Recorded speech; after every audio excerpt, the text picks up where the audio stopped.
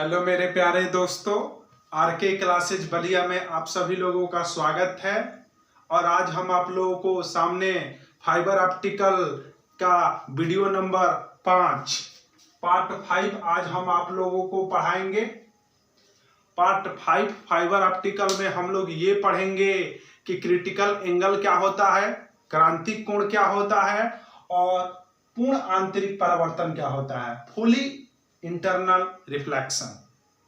देखिए ये सब किस पर्पज से पढ़ा रहे हैं, ताकि हमको पढ़ाना है फाइबर ऑप्टिकल का वर्किंग।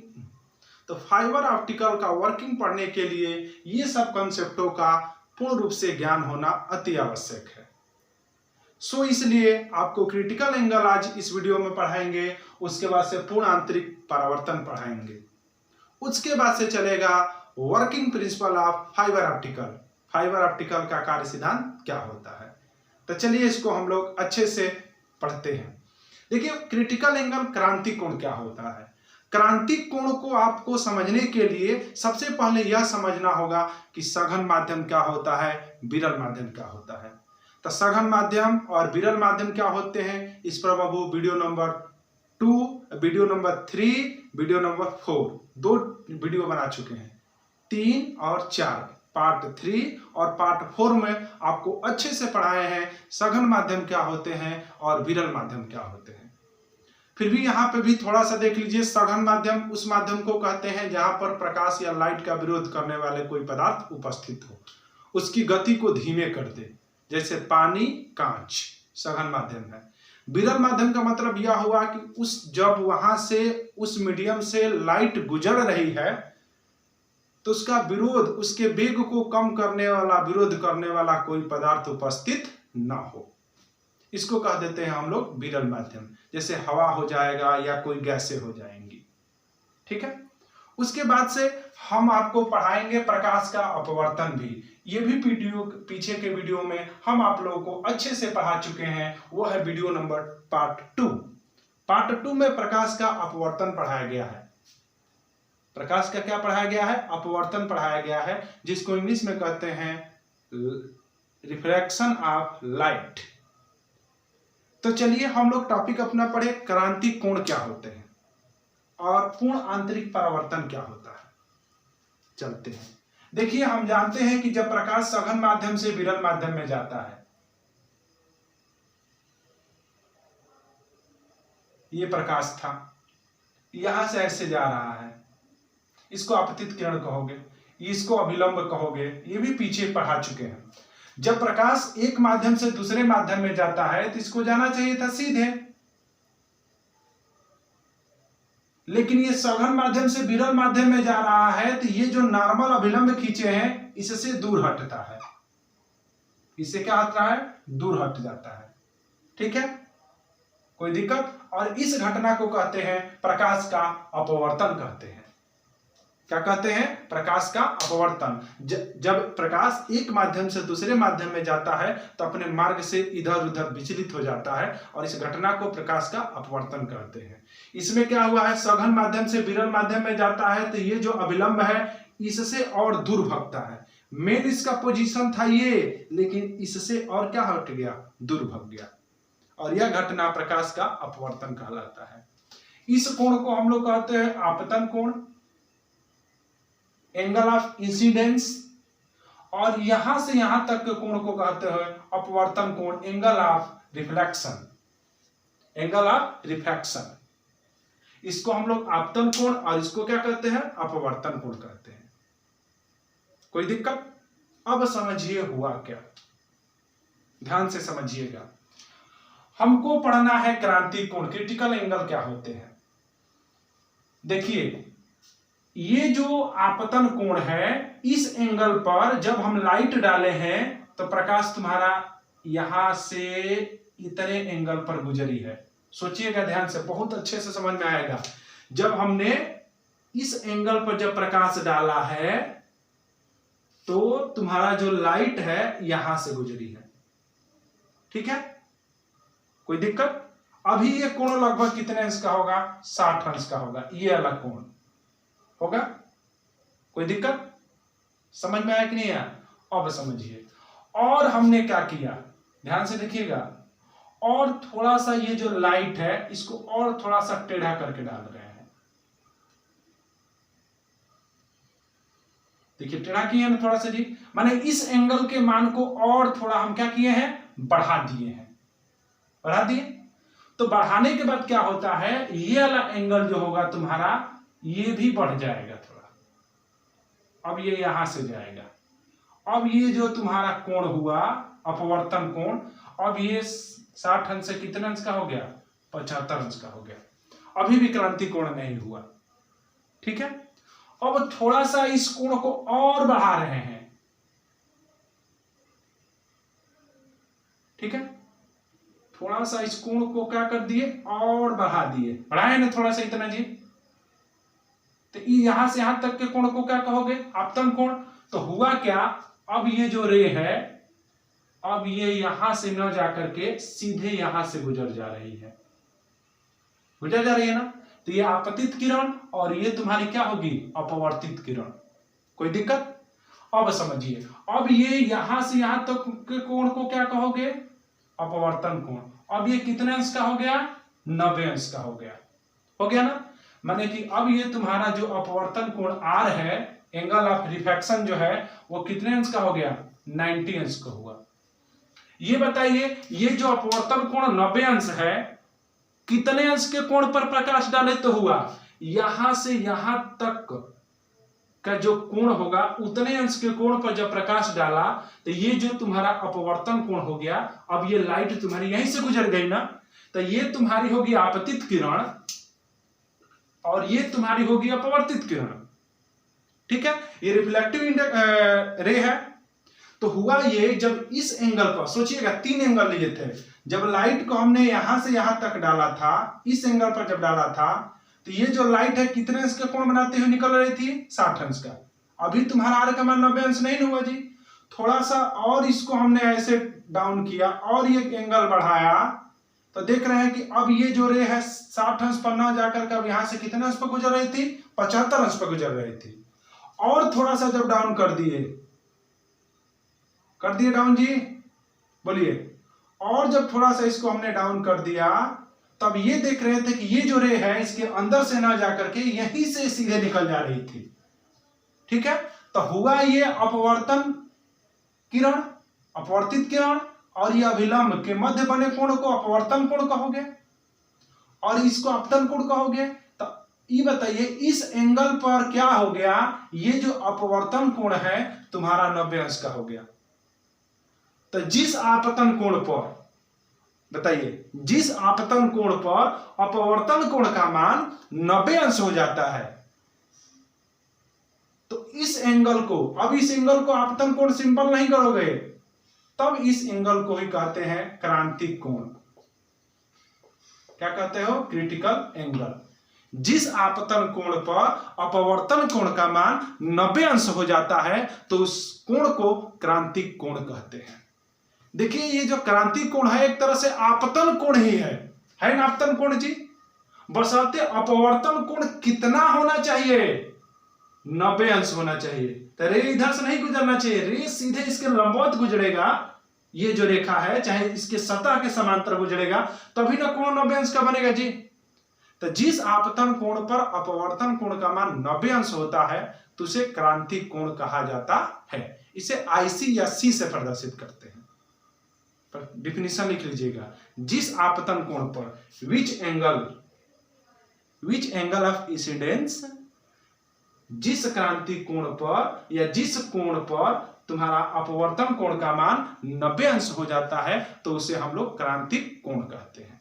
कोई दिक्कत, समझ में आया, बोलिए। अब आगे देखिए, परिभाषा हो जाएगा ना जी। अब हमको ये बताइएगा कि क्रांतिक कोण सदैव कब होना चाहिए। आप जानते हैं कि इस अभिलंब से दूर भागेगा तभी 90 अंश का कोण बनेगा, इस अभिलंब के और नजदीक आएगा तो 90 अंश का कोण नहीं बनेगा जी।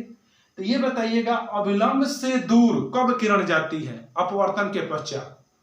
जब प्रकाश किरण सघन माध्यम से विरल माध्यम में जाता है तभी इस अभिलंब से दूर हटेगा। अगर ऊपर विरल माध्यम हो गया, नीचे सघन माध्यम हो जाएगा तो यह और अभिलंब की ओर झुकने लगेगा और उस समय क्रांतिक कोण होने का कभी स्थिति ही पैदा नहीं होगी। कभी स्थिति उत्पन्न होगी जब प्रकाश ऊपर विरल हो गया, नीचे सघन हो गया, तो ये जो रे है इधर भाग रही थी और इधर भागना शुरू करेगी, तो कोण तुम्हारा पता चलेगा कि 0 अंश का भी हो सकता है। तो नहीं, हमको करना है क्रिटिकल एंगल क्रांतिक कोण।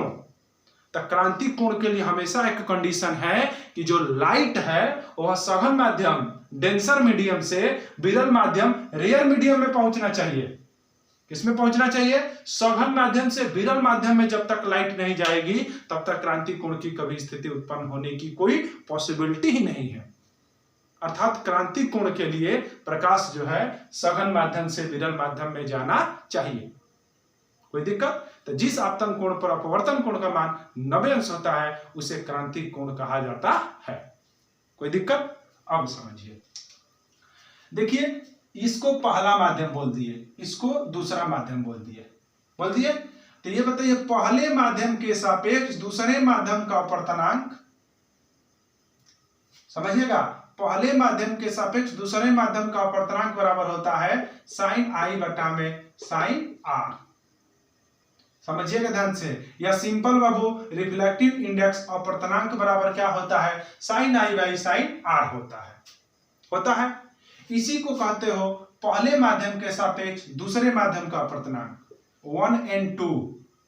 क्या कहते हैं बाबू? 1 and 2 माने पहले माध्यम के सापेक्ष दूसरे माध्यम का अपवर्तनांक बराबर साइन आई का मान कितना है? आई सी कहे हैं, चाहे सी कहोगे, बटा में साइन आर। आई बताइए साइन आर का मान कितना अंश है तुम्हारा? बोलिए 90 अंश है। साइन आई की जगह पर क्या हो गया? क्रांतिक कोण की स्थिति में आईसी मान लिए हैं, आईसी लिख दिए।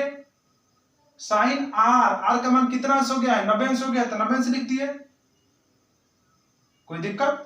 तो यानी कि यहां से तुम्हारा क्या आ गया? अपवर्तनांक पहले माध्यम के सापेक्ष दूसरे माध्यम का अपवर्तनांक बराबर साइन आई सी हो गया ना। अगर आपसे कोई पूछेगा कि दूसरे माध्यम के सापेक्ष पहले माध्यम का अपवर्तनांक बताइए, तो यही तुम्हारा 1 में हो जाएगा उल्टा, दूसरे माध्यम के सापेक्ष पहले माध्यम का अपवर्तनांक हो जाएगा। कोई दिक्कत? तो इस तरह से हम लोग क्या पढ़ लिए बाबू? क्रांतिक कोण क्रिटिकल एंगल क्या होते हैं। जिस आपतन कोण पर अपवर्तन कोण का मान 90 अंश हो जाता है उसे क्रांतिक कोण कहते हो। उस आपतन कोण को, इसको नहीं, इस कोण को हम लोग क्या कहते हो? आपतन कोण कहते हैं। कोई दिक्कत? अगला एक टॉपिक लास्ट बचा हुआ है पूर्ण आंतरिक परावर्तन, उसको जल्दी से देख लीजिए, इसको नोट कर लीजिएगा आप लोग रोक कर। अब हमको फिर बताइएगा, अब ये बताइएगा, जब लाइट तुम यहां से गुजारे थे बीच से, तब रे तुम्हारी यहां से जा रही थी। थोड़ा सा और जब एंगल बढ़ाए, समझिएगा ध्यान से, जब लाइट को तुम यहां से डाले थे ना, तब रे यहां से गुजरी थी, और थोड़ा सा एंगल जब बढ़ाए तो ये रे यहां से गुजरने लगी, ये वाली रे, और एंगल थोड़ा सा बढ़ाए, इस पर जब हो गया, इस पे, तो ये तुम्हारा ऐसे हो गया ना जी। कोई दिक्कत? अब समझिए, और थोड़ा सा अगर कोण तुम बढ़ाओगे, ध्यान से समझिएगा, ये पूर्ण आंतरिक परावर्तन बता रहा है, फुल इंटरनल रिफ्लेक्शन। फिर से समझिए बाबू, जब तुम्हारा लाइट यहां से तुम गुजारे थे, देखिए अच्छे से, जब ये लाइट यहां से गुजारे थे तो तुम्हारी रे ये जा रही थी, ये वाली रे, थोड़ा सा और एंगल बढ़ाए तो लाइट यहां से गुजरी, थोड़ा सा और एंगल बढ़ाए ये वाला एंगल, तो क्रांतिक कोण हो गया ना। और इससे अगर थोड़ा सा भी ज्यादा करोगे, माने ये जो एंगल जो नाप रहे हो, इससे और थोड़ा सा अगर ज्यादा हम कर दिए, लो यहां पर कर दिए, तो ये जो लाइट है इसका अपवर्तन नहीं होगा, रिफ्लेक्शन नहीं होगा, अर्थात ये इस माध्यम में प्रकाश नहीं जाएगा। अब ये जो प्रकाश है अपने ही माध्यम में पुनः लौट आएगा। मैंने सोचिए हुआ क्या, पहले यहां से डाले थे तो यहां से गुजरा था, और थोड़ा सा एंगल बढ़ा करके ये वाला रे डाले तो इधर से लाइट गुजरा, और थोड़ा सा बढ़ा दिए तो यहां से लाइट गुजरा। अब अगर थोड़ा सा भी अगर बढ़ा देंगे कोण तुम्हारा, तो ये जो लाइट है दूसरे मीडियम में ना जाकर के अपने ही मीडियम में पुनः रिटर्न हो जाएगा, और इसी घटना को कहते हैं पूर्ण आंतरिक परावर्तन। क्रांतिक जब आपतन कोण का मान, इसी को आपतन कोण कहते हैं ना जी। फिर से यहाँ पे एक अच्छा सा चित्र देखिए, जब आपतन कोण का मान क्रांति कोण से ज्यादा हो जाता है, यह माध्यम फर्स्ट और यह माध्यम second.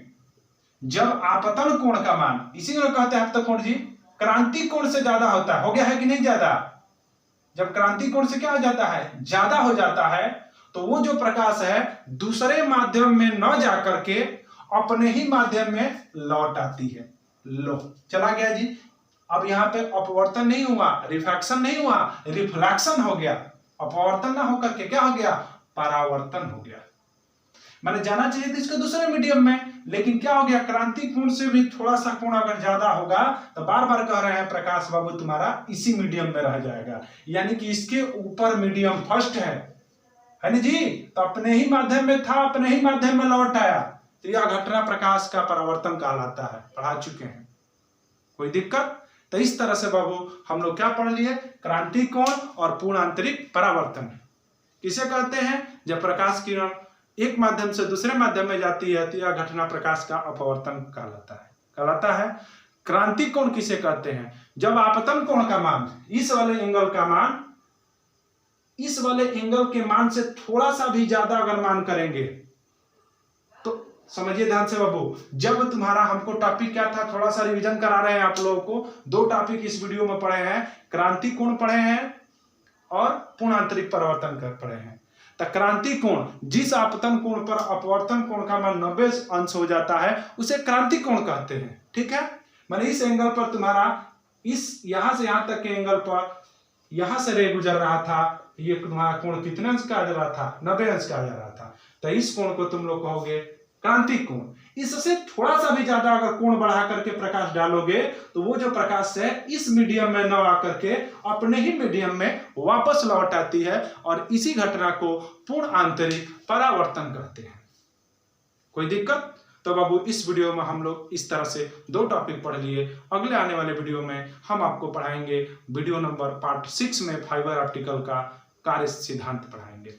Fibre optical video number 6 में आप लोग ये पढ़ेंगे कि फाइबर ऑप्टिकल कार्य कैसे करते हैं। इसके पहले बाबू आप लोग अच्छे से हर जो वीडियो बनाए हैं, आपको पढ़ाए हैं, वो लोग क्लियर करिए। उसके बाद से फाइबर ऑप्टिकल का कार्य सिद्धांत, वर्किंग प्रिंसिपल बहुत अच्छे से समझ में आप लोगों को आएगा।